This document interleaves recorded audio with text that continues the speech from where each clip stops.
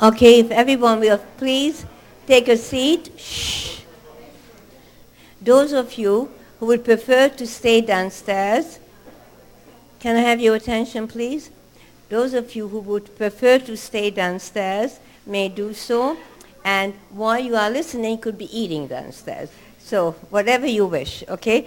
Otherwise, you'll be eating later because food is waiting for everybody, okay? So Rabbi Shlomo Gertzlin, wonderful Chazan, is going to make for us the Chanukah menorah. Rabbi Shlomo Gertzlin is my son-in-law, and he's here with us all the time, and he's the one who conducts our beautiful high holiday services. So I will give the microphone to Rabbi Shlomo, and we are going to bench the Chanukah licht, and all of you please stand up, okay? Oh, just 1 minute. 1 minute. 1 minute. And I want you to know, I mentioned downstairs, and I will repeat that in Yerushalayim, in Jerusalem, on the holidays, we had millions of people coming from all over Israel. And they all bowed down, and they all had room. No one ever said in Yerushalayim, Tzarli Hamakam, there isn't enough room for me, because they loved each other. If you love each other, there is room. And if you don't love each other, you could be living in a palace and there's no room. Right? So we are going to make the blessing now with Rabbi Shlomo. Okay, tonight, of course, being the third night of Hanukkah, we're going to light 3 candles, and the way we do it is we always light the newest one first. So we'll start with the third, then the second, then the first, and then everyone will join in singing Maoz Tzur. We're going to make 2 blessings, and please answer Amen after each blessing.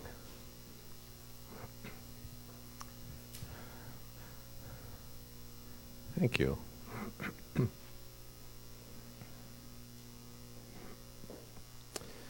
Baruch atah Adonai Eloheinu melech haolam asher kiddushanu b'mitzvosav v'tzivanu lahadlik ner shel Chanukah.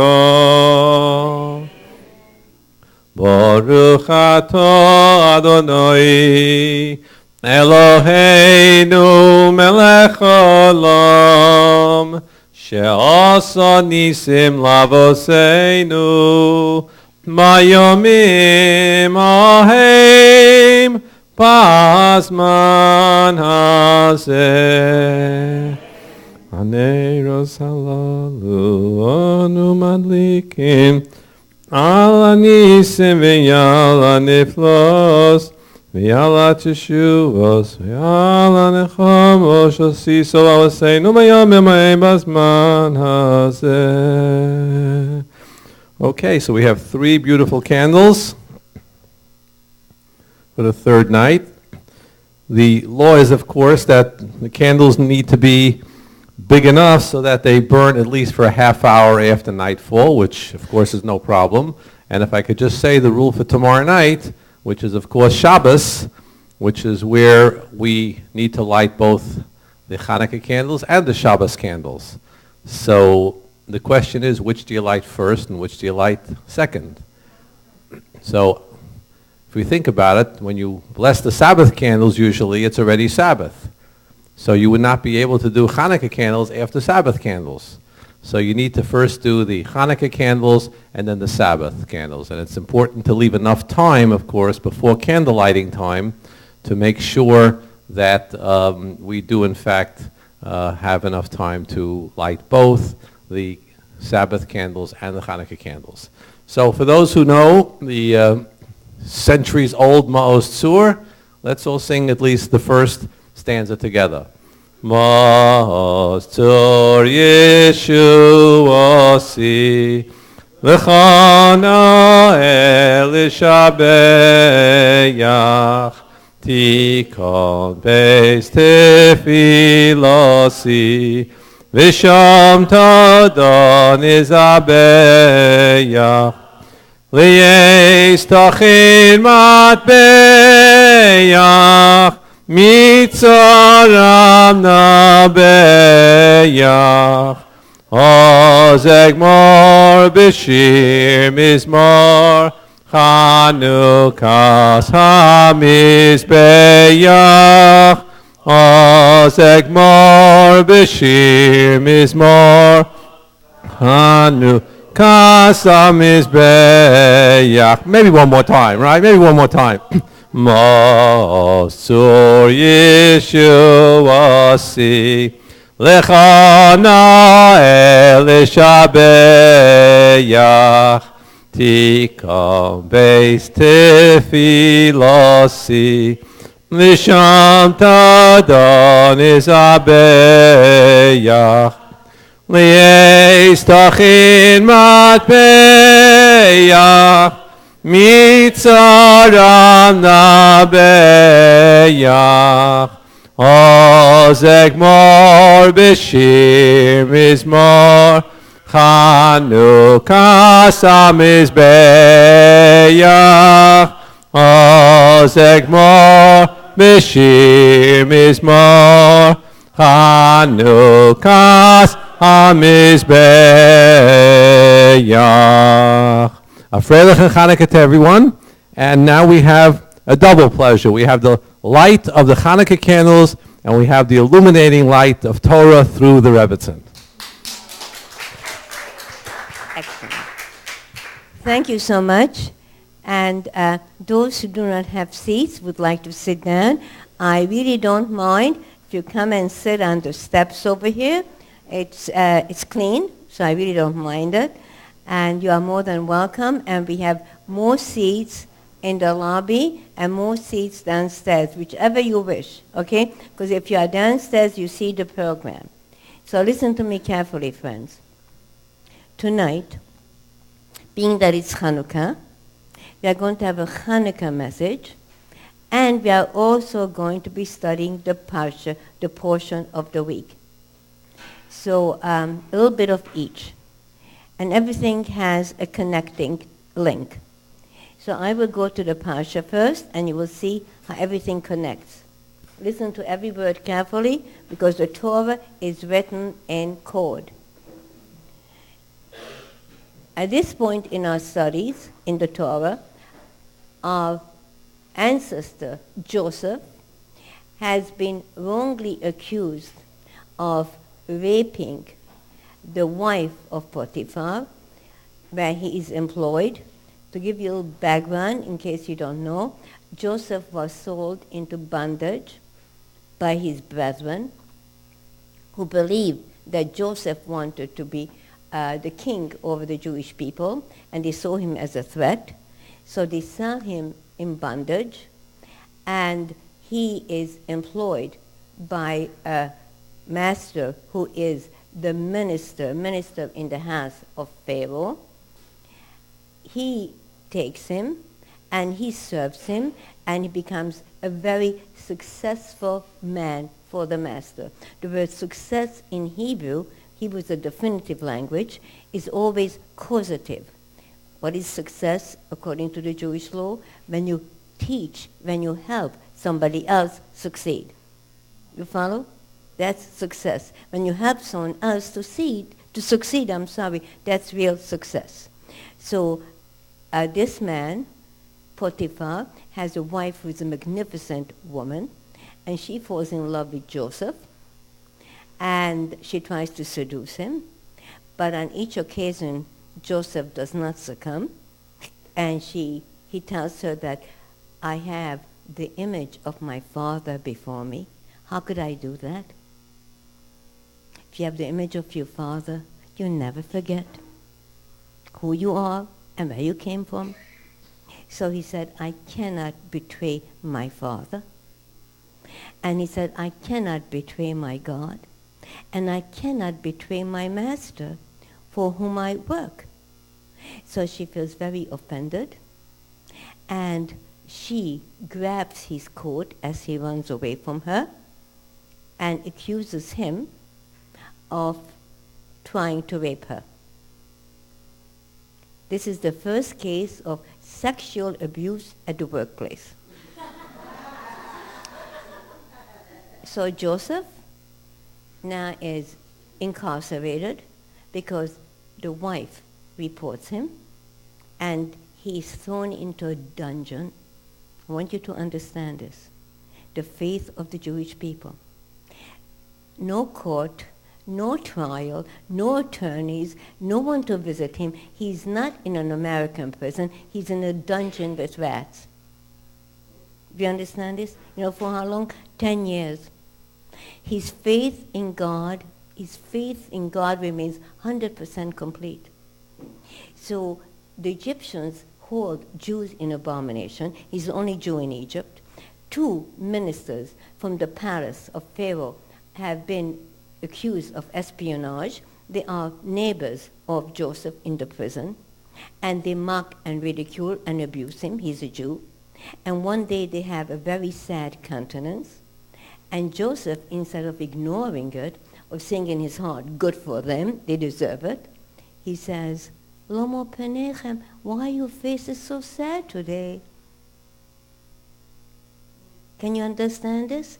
What's the matter, gentlemen? Is something wrong? So they tell him about the dreams they had. Both of them had a dream. Joseph interprets it successfully, that the minister of bakers would be killed, minister of butlers would be freed, and tells the minister of butlers, when you become free and you are in the palace of Pharaoh, you are going to be reinstated, please don't forget me. Mention me to Pharaoh. And he says, Vaishokochehu. The minister of butlers forgot, from which you learn. You speak to a politician. Here is $1 million. Please remember the state of Israel. Vaishokochehu. He's elected. He forgets. People forget very easily. So now 10 years have passed, and he's having another 2 additional years. It says it was at the end, this is the passage, it was at the end of 12 years and 2 days, only 2 days. Another additional 2 years, which appeared to him like 2 days. You know why? Because he realized that God is punishing him. He should have never said, please get me out of here. Why? Because indeed, if it would have happened immediately that he got out as a result of the intervention of the minister of butlers, people would have said, you know how Joseph got out? Connections. He got this minister of butlers to speak on his behalf. And if you're a Jew, you have to know one thing. Your salvation can come only from one place, from the Almighty God. It's not the gym that keeps you healthy, because if God doesn't want it, that trainer could do something very injurious to you. It's not a medication that will keep you healthy, because if God doesn't want, the medication will have an opposite effect or will not heal you.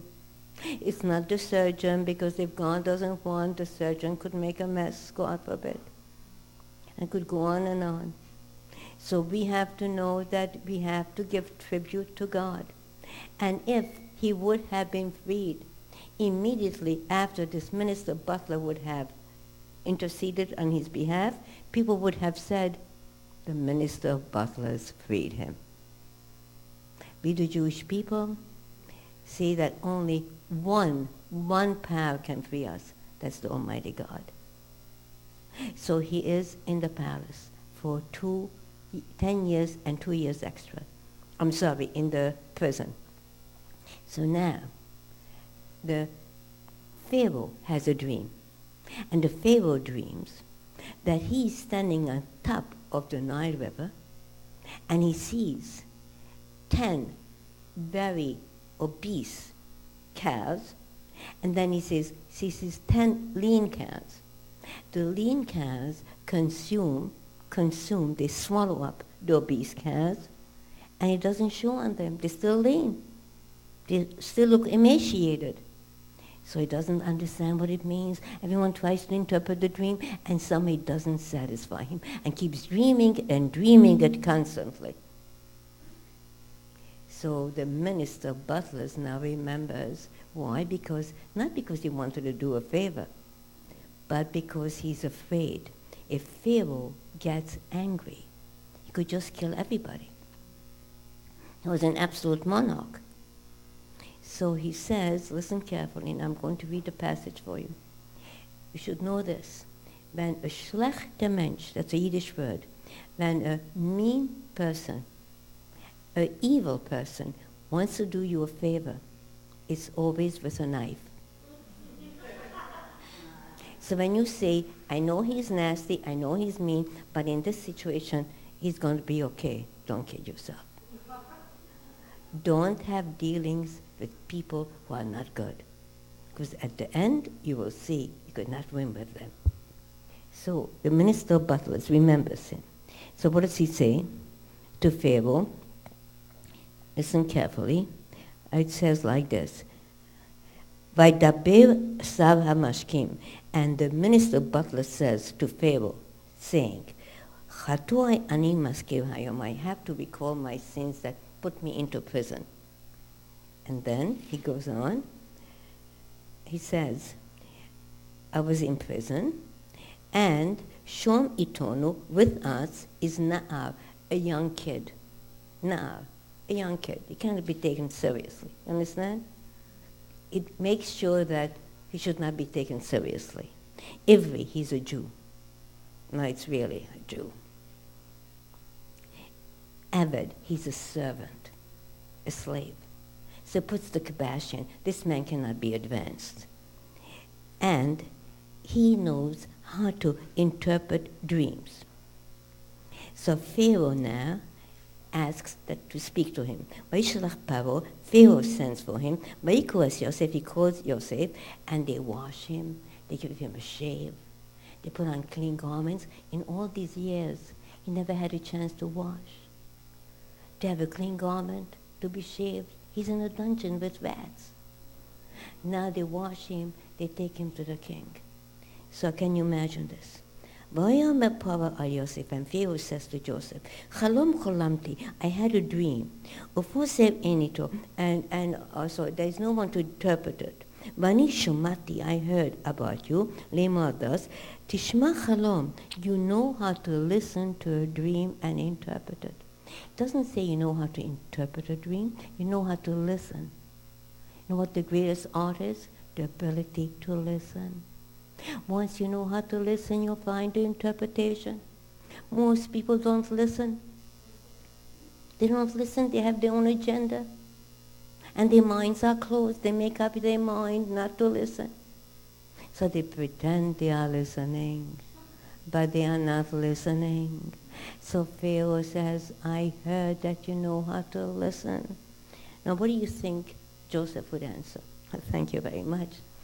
Yeah, I grew up in a home where my father Jacob, the patriarch, he taught us how to interpret dreams, and whatever I can do for you, Highness, be my pleasure. Thank you very much. Yes, I know how to interpret dreams. Because this is his opportunity for freedom to stay in the palace. Right? This is his opportunity. What does he say? Listen to what he says. Vayan Yosef, and Joseph answered Pharaoh, they were saying, Bil Odai, it's beyond me. Elohim, only God can interpret a dream. Only God. Only God can give peace to Pharaoh. Do you understand this? Only God. I cannot do it. Only God. We have a nation that believes in God. Only God. I want you to know, in Egypt, no one believed in God. They all believed in idols. And he says in the palace of Pharaoh, only God. Only God.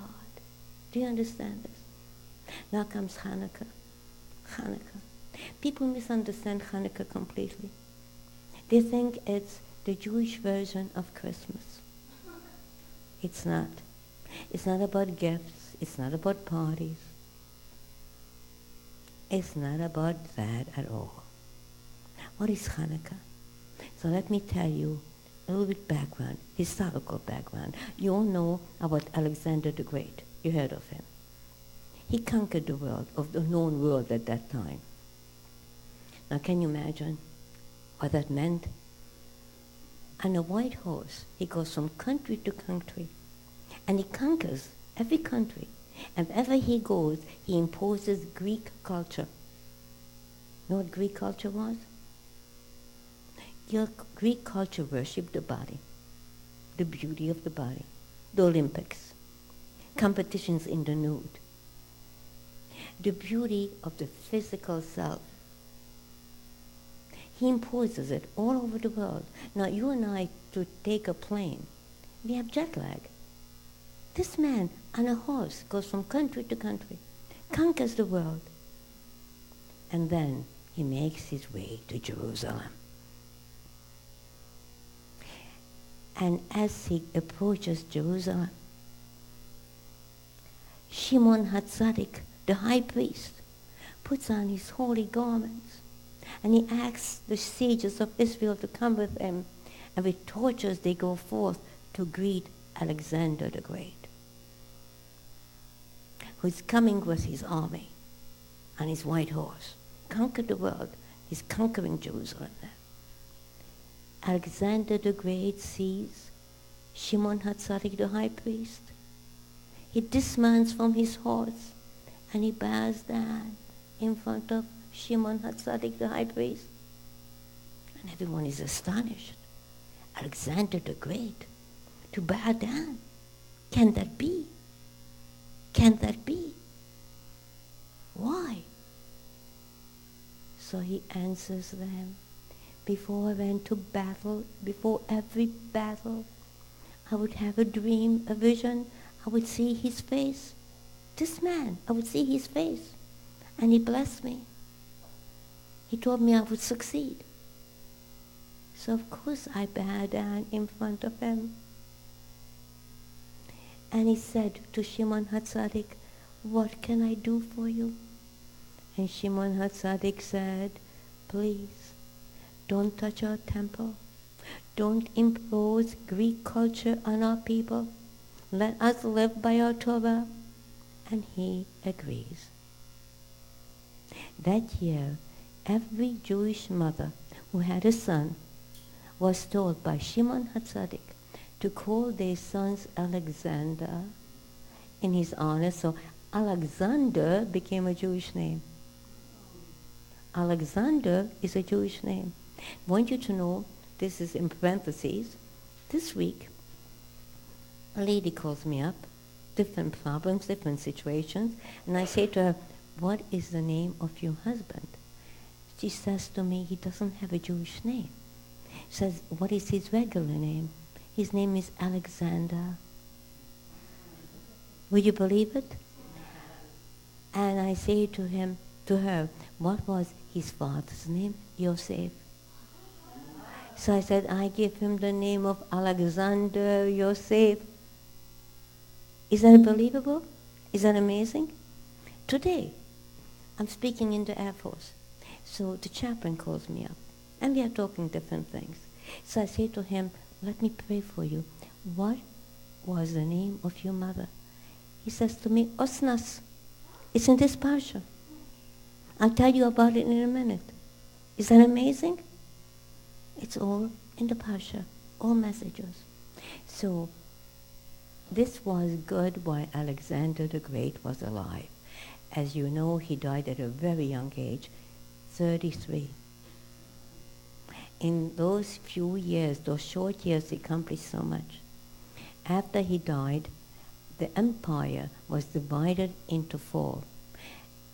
Israel came under the dominance of the Syrian Greeks. Life became different. There was a vicious demagogue who demanded that every Jew should become a Greek.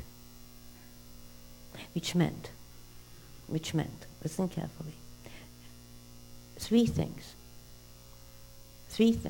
actually four. 4 things. You know the word simcha? Happiness? Okay? Simcha, happiness. What brings the Jewish people happiness? Shin, Shabbos. Mem, Milo, when you have a circumcision. Ches, Chodesh, the new month. And the 4th is Torah. Antiochus forbade the observance of any of those 4. Why? You see, the Greeks were not like Hitler. They had no problems with Jews. They loved Jews. But they wanted them to become civilized. Syrian Greeks. So most of the Jewish people become Misyavnim, Hellenists. They convert. Many men, I told you this last time, if you read the book of The Source by James Michener, it's a novel, describes how many of the men, in order to participate in the Olympics, went through plastic surgery to cover the sign of the circumcision. That's how bad things were. And by the way, women have a special place in Chanukah, and women do not work while the candles are kindled. I'll tell you why soon. Women were the ones who made Chanukah possible. I'll tell you soon. So in any event, what's wrong with these 3 things? Shabbos. Why couldn't we keep Shabbos? What's their problem? The Syrian Greeks didn't have a work ethic. You know, they weren't like Asians. They love to take off. They love the leisurely life. But Shabbos is different. Shabbos is not to take off, but it's a day to be on, to proclaim the oneness of God, to proclaim to the world that God created the world in 6 days, and on the 7th day he rested. It's God who rules the world, and that they could not abide. Milo, circumcision. What's wrong with that?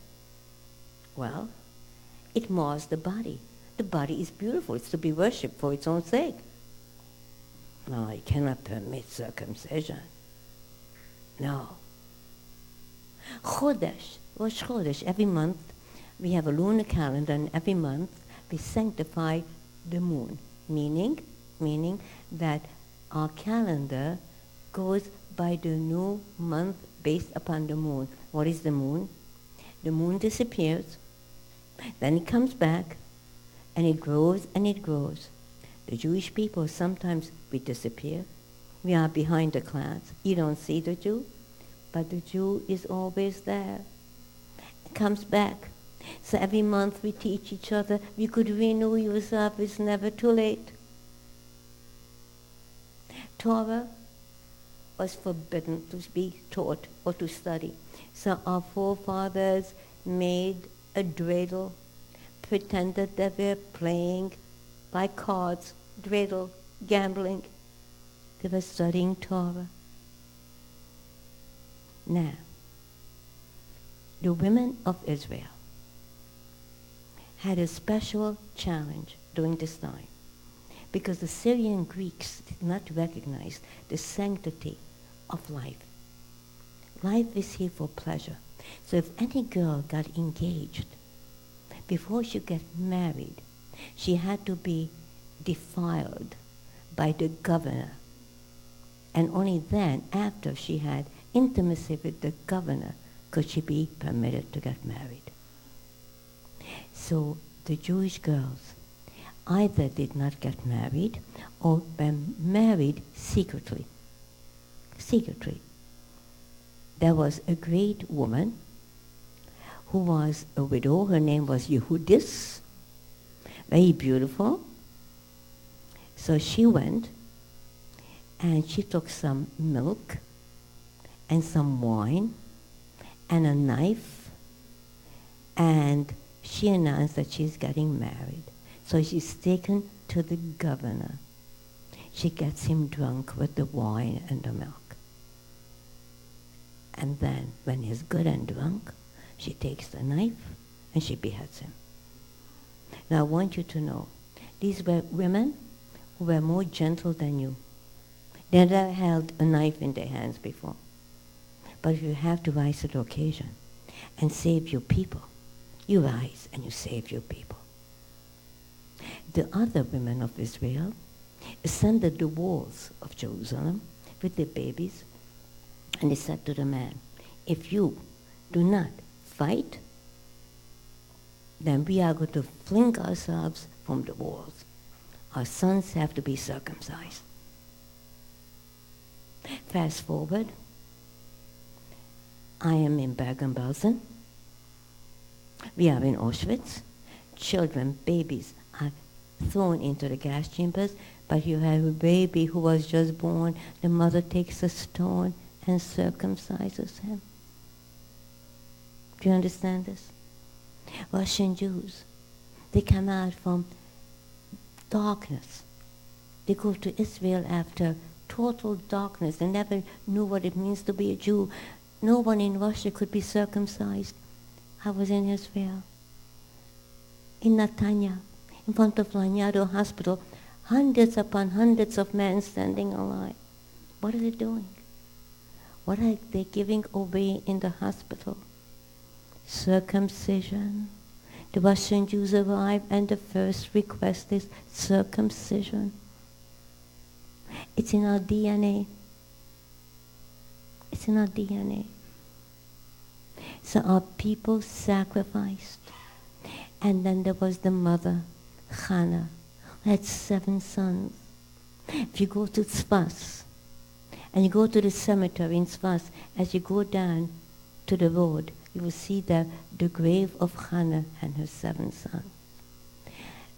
Antiochus called Hannah with her 7 sons, thinking that that would be easy, demanded that you should bow down to the idol. Each son is called separately. And as each son is called, they sanctify the name of God, and they say no. So what he did? Antiochus, he chopped them to pieces, and he fried their bodies, fried them in front of the mother. And each child was fried, and the other brothers had to see it. So as the next brother is called, maybe he'll give in. And each brother said, you could destroy our bodies, you could burn us, but you will never destroy our neshamas, our souls. There's a pathologist who said, a modern pathologist, he thinks he's smart. I dissected this body, I went through everything. I never found a soul. Never found a soul. There are people like that who think. Chanukah is the holiday of the neshama, of the soul. At the end, Hannah was taken, but first her little boy, a young little boy. So he thought, Antiochus, this will be easy. I'll make you a king if you're going to bow down. I'll give you everything you want. And Hannah says, can I speak to my little boy to try to convince him? So she takes him to the side and she says, my son, never forget who you are. He says, Mommy, you never have to remind me. Little boy refuses to bow down. Even when the king says to him, I'll throw down my ring. Nobody has to know that you are bowing down to the idol. You will bow down to pick up my ring. Little boy says, no. He is fried, and Hannah has to see this. And then Hannah raises her hands and she says, Almighty God, our father Abraham was called upon to sacrifice his one and only son and didn't have to go through with it. I sacrificed 7, and I ask you for only one gift. Please allow me to return my neshama to you without being defiled, because you know what they could do to a woman. Please allow me to return my neshama to you without being defiled. And she fainted and she died by the kiss of God. The women of Israel who kept the flame alive. Now listen, Antiochus doesn't stop. The entire country has to become Syrian Greek. They have to adopt the Syrian Greek culture. So they gather all the Jews in a little village in Modin, and they say to an old Jew, bring him out, sacrifice to the idol a pig and eat it. And this little old Jew refuses. So they torture him. He refuses. Fast forward. My brother-in-law, blessed memory, was in a cattle car going to Auschwitz. He wrote this to us. There was no water. There was no food. There was no air to breathe. No sanitation. No facilities. There was an old man who had a jug of water. And people said to him, why don't you drink your water? He refused. They came to Auschwitz. When you got out of the cattle car, elderly and the children were sent to one side, the others to the other side. Children and the elderly could not even sleep over. Straight to the gas chambers. And now guess what? The old man opens his jug. He washes his hands. And he says, Yizkada, Yizkadash, Shemei Rabu. Who gave us the DNA? Our people, our ancestors. This little old man, in the days of Chanukah, gave his life. And then Matisyohu Kohen Gadol, the high priest, said, Milad Hashem Elai, whoever is for God, come unto me. Judah Maccabee. You know who he was? The grandson of Shimon HaTzadik, the high priest who spoke to Alexander. He was the grandson. So now you have Maccabees, a few soldiers who gathered together, no experience, no army, guerrillas. And they are going to change the world. They're going to go to Jerusalem and cleanse Jerusalem and cleanse the temple. And they fight, just a few. They're called Maccabees. You know what Maccabees means? Mi kumocho beilim ad Hashem. Who is like you unto God? Who is like you, O God? Who? That's Maccabees. They come to the Holy Temple and they find there a terrible scene. Pigs, idols, a scene that no Jew should ever see. You know what they do? They go to search for a little bit of oil so they should be able to kindle the menorah. And guess what? They find a little jug. Could only last for one day. The menorah has 8 branches. It has to last for 8 days. Need oil for 8 days.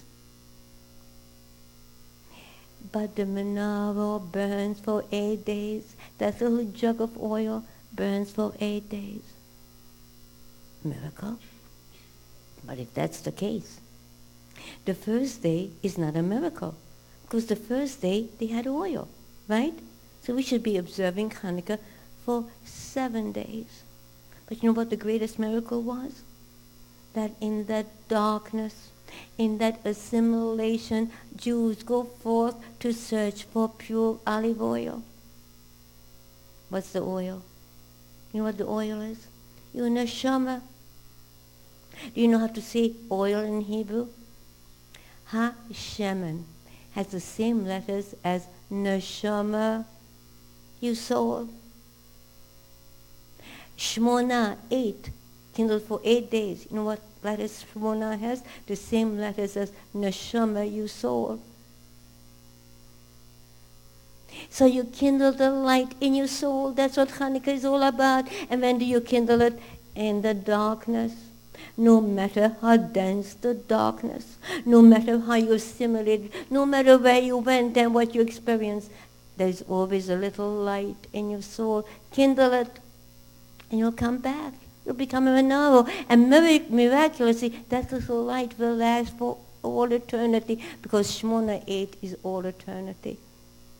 7 days of the week, this world, next world is 8. all eternity. That's why the circumcision takes place on the 8th day, to testify that the Jewish people shall live forever. Now listen to me carefully and think about it. All nations, all great empires have disappeared, and we are here. You know why? That little light, that little oil, which is not oil, it's your neshama, is the holiday of the soul. The holiday of the soul. It's your holiday. Kindle the light. When? At night. And you know what happens? That little light will last for all eternity. And do you know how you kindle? You always kindle the last first. The last first. Why? Because we are a nation that wants to go back. Chadesh Yomeinu Kedem. We ask God to help us to return to our past. How do we kindle light? Not by advancing, not by evolution, but by returning to our glorious past. Chadesh Yomeinu Kedem. Make our days, renew our days like it was in days of yore. Do you understand this? In the secular world, my God, you know, I'm much more brilliant than my forefathers. You know, I have a computer. I have an iPhone. Do you have an iPhone? Do you have a computer? What does it mean? You know how to text. Do you have anything more to say than Abraham, Isaac, or Jacob, or Moses? Do you have anything to communicate? Oh, on the internet you could speak to the world. What are you saying to the world? Junk. Junk. Filth. Degeneracy. Sickness. Moses, Abraham, Isaac, and Jacob spoke without the internet. And their words are here forever.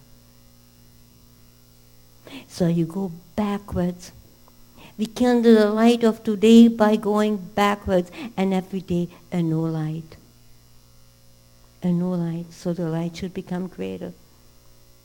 No matter how dense the darkness, you kindle the light, and you are going to kindle the soul. The neshama, the soul, is the holiday of the soul. Now, all our holidays are written in the Torah.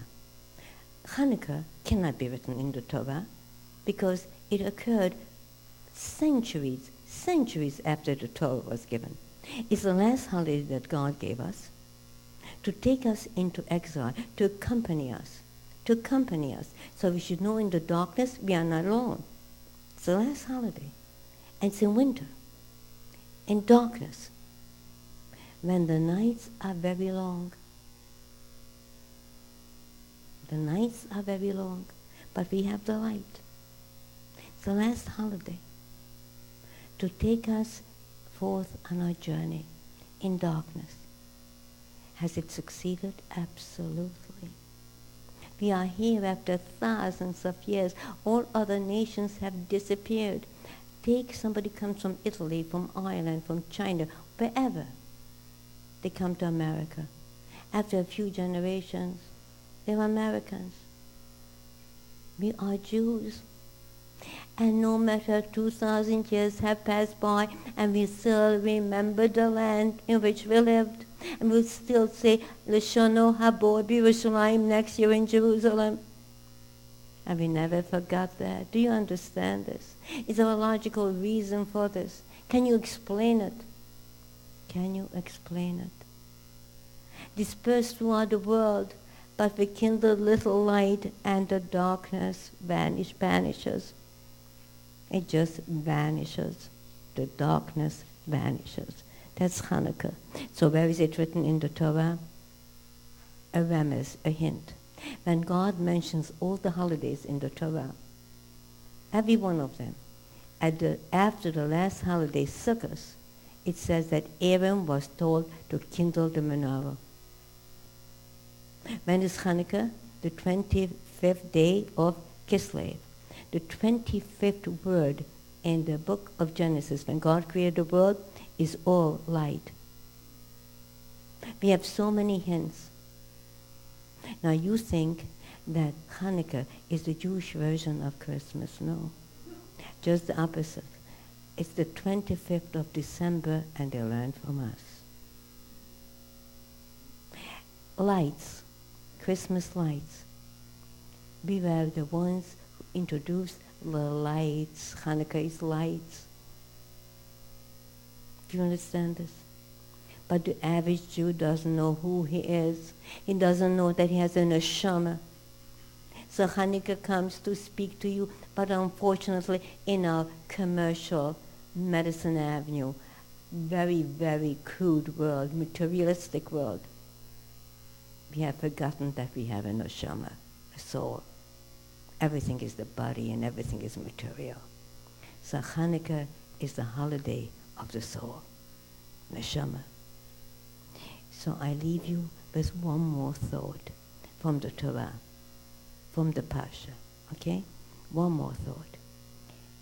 Pharaoh appoints, I'm not even going to go to the text, but because I want to be quick, but trust me, it's there, you could look it up.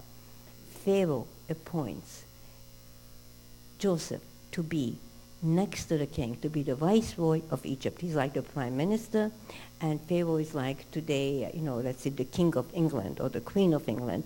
They don't have real power. The power is given over to the prime minister, correct? So Pharaoh appoints Joseph. He changes his name to an Egyptian name because there are still rumors that he is a Jew who was a slave, who was in prison. He changes his name to an Egyptian name, Tzofnas Paneah.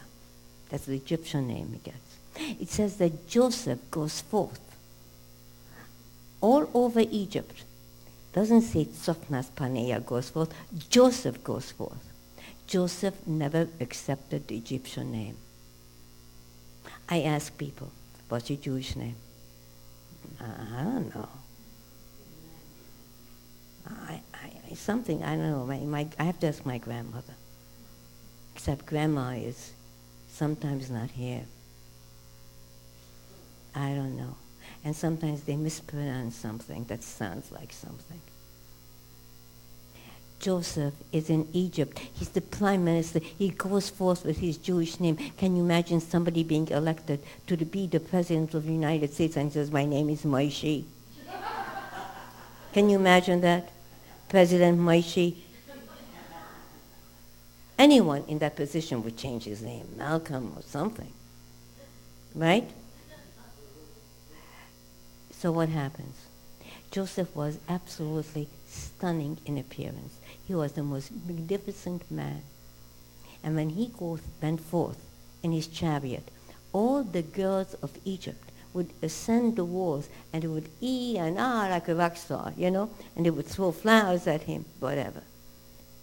On one occasion, he's on his chariot and the girls are throwing things. And he bends down, he finds a paper in his chariot. He opens it. That paper contained an amulet. And on the amulet it is written, whoever marries this girl is marrying into the house of Jacob. So what's going on? Jacob returns to Eretz Israel, to land after being away all those years in the house of Laban after exile. And he comes to Shechem, the city of Shechem. That's Nablus today. Our forefathers, hear me well on this, our forefathers bought 3 cities. God gave the entire land to the Jewish people. But for 3 cities, they paid hard currency because they said, thousands of years ago, that those 3 cities will be contested by the nations of the world. First was bought by Jacob, Shechem, which is Nablus. Terrible battles there, terrible battles. I don't have time to go into it. Joseph is buried there, and they desecrated his grave. I can't even begin to tell you. The second city is Hebron. Abraham bought Hebron for hard currency. Do we have controversy over Hebron today, thousands of years later? Still in the headlines. The third place was the Temple Mount in Jerusalem, paid for in hard currency by David, King David, because they knew that those 3 places would be contested. Now you tell me, and think about it, how could this have been known thousands of years ago, if not that this book is a book of God? I mean, everything I tell you, it's astonishing. It's astonishing. How did we survive the centuries? How? 2 Jews, 3 Jews. We are a minuscule minority.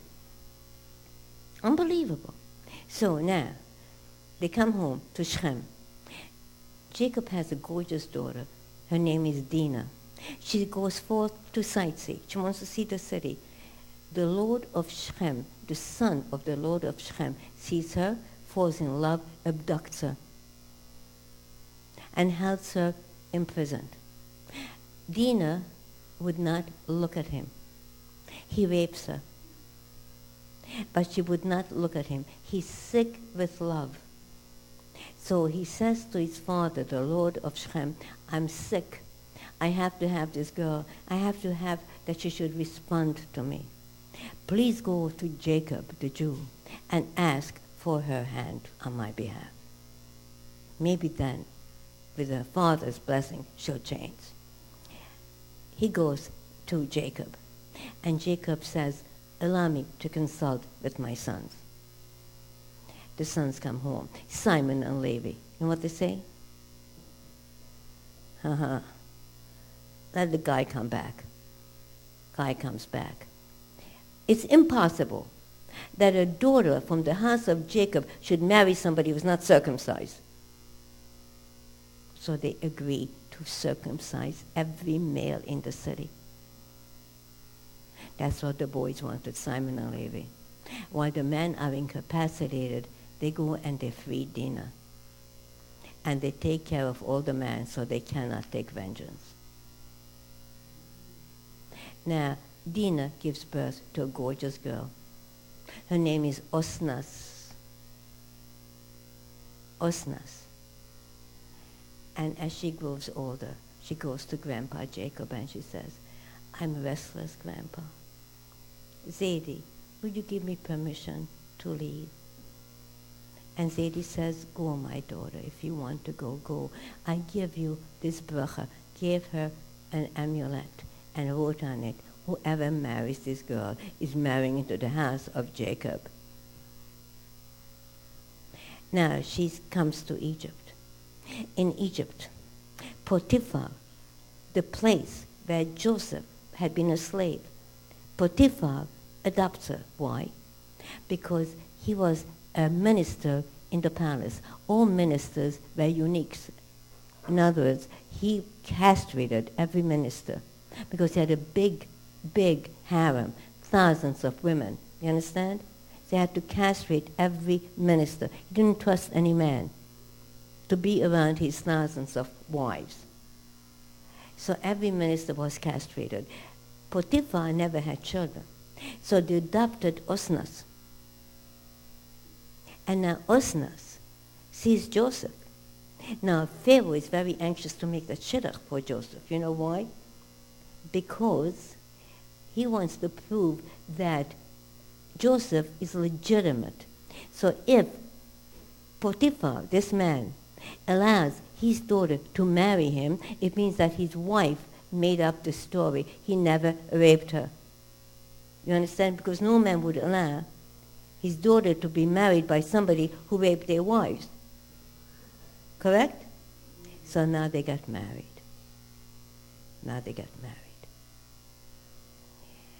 And they have 2 sons, Ephraim and Manasseh. And when Manasseh is born, Joseph gives him this strange name. Thank you, God, for allowing me to forget the house of my father. That's what it means.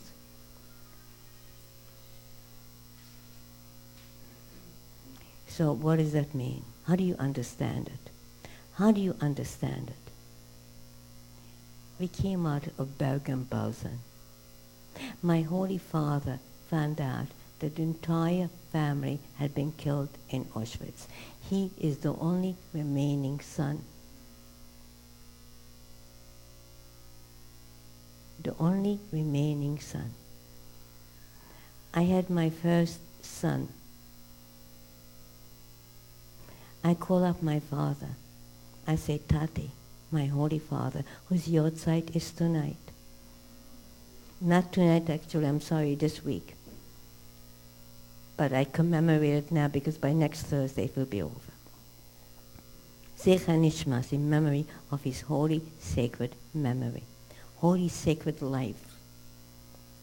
Harav Hagon HaTzadik Avraham Halevi Young Rice, Ben Harav Hagon HaTzadik Yisrael Halevi Young Rice. So I call up my father and I say, Tati, my father, the Zeder is alive. I have a son. I will call him Yisrael, the name of my grandfather who perished. I have a second son, Osher Anshel. I call up my father and I say, Tati, the Zeder, my great-great-grandfather who was the giant of his generation, is alive. I have a son, Osher Anshel. So Joseph said, I have a son now who's going to be raised in Torah, who's going to follow the path of my father, so I could allow myself to relax, to know that my father lives. My father lives. We have a legacy, you and I, all of us, to kindle the light in the darkness, to know that our neshamas, our souls are always there. There's always a pilot light. We just have to kindle it. And no matter what, no matter how far you went from our faith, from our Torah, no matter how dense the darkness, kindle the light. And you will see, the light will burn. It will illuminate your whole neshama, your soul. So Chanukah is known as the holiday of the neshama, the Jewish soul. Never forget it. That's who you are. This is our party. Our party is to know who we are. Our party is to know that we stand for something bigger than life. We are eternal. Thousands of years, thousands upon thousands of years, being scattered all over the world. Every nation tried to annihilate us. We are here and they are gone. Never forget that. That's our party. It's not how much food you got, but you'll get that also. It's not that. Who cares? It's that you are a neshama. You have a soul. And your soul will live forever. Neshama means 8. 8 is forever. And that's the oil. That's why we can live with that little oil. Never forget who you are, sweet Jewish children. Whether you are 60 or 70 or 7 years old. You are sweet Jewish children. Yiddish, we call it Zisa Yiddish Kinderlich. Sweet Jewish children. Because we are all the children of God. And we have a neshama, a soul. No, you cannot discover it. No pathologist has ever found it. But it's here, and it's eternal. And they could kill our bodies, but our neshama will always triumph. And every Jew is a proclamation. Our Jewish people live. Am Yisrael Chai. Never forget who you are. That's your celebration. Kindle the light, no matter how dense the darkness, no matter how far you departed from the path. As long as there is a light in your soul will illuminate your path, will give you purpose and dignity in your life, but kindle. And from one light it will go to another light, until you come back to your Father's. And you'll bring joy to your life and fulfillment and purpose. So I want to bless you all. Yevarechechu Adonai v'yishmerechu. Yov Adonai pono v'yelechu v'yichunechu. Yisu Adonai pono v'yelechu v'yisem lecho shalom. God should bless you. God's countenance should shine upon you. Should have peace in your soul. Should have wisdom in your hearts. Not just in your mind, in your hearts. Because if you don't have the wisdom in your heart, in vain do you have it in your mind. Because your mind has to be acting in consonance with your heart. Remember this. Could mess up your heart, could mess up your mind, but you could never mess up your soul. It's a gift from God. It's pure. Just kindle it. That's why every morning we say, Elokai, Almighty God, and Hashamo Shanusat to be the soul that you gave me. Jehovah, He is pure. Ato Yutzah, to you created, Ato Nefach, to be you breathed it into me. It's pure. So never think of your sins. Think. Never think of your problems. Think of the neshama, the soul that you have. If you kindle it, all problems will resolve themselves. You will see the path. You will see the illumination. Don't ever allow yourself to be depressed. You are Jew. Overcome. We overcame all of them. The little jug of oil lasts 8 days. Just kindle it. Just kindle it. Never forget who you are. That's my Chanukah gift to all of you. Pass it on to all your friends, to everyone who knows. It's Chanukah gift.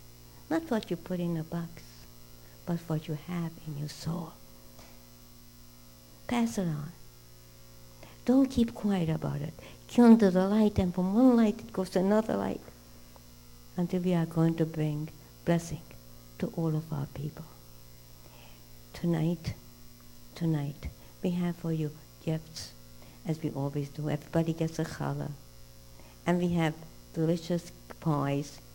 If you still have, I don't know, but we have it. And the challahs will be given out by